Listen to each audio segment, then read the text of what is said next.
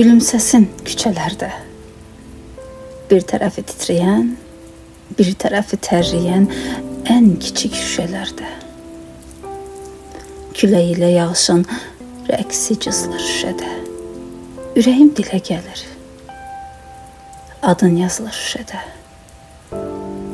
Əlləri ciblərində gəzən ümidlər belə qaldırsın qollarını.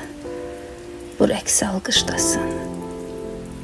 Silməyə tələsməsin pəncərəni heç anam, nəmini qurutmağa, birazca xəyallarım, azca da özüm yanam, anam da bağışlasın.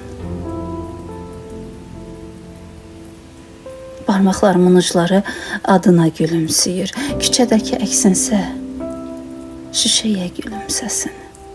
Razıyam, razıyam yolların ürəyini addımların tapdasın. Ayağının izləri küçəyə gülümsəsin. Divarların, daşların, küləyin, yağışların qulaqların batırsın. Astaca gülüm səsin.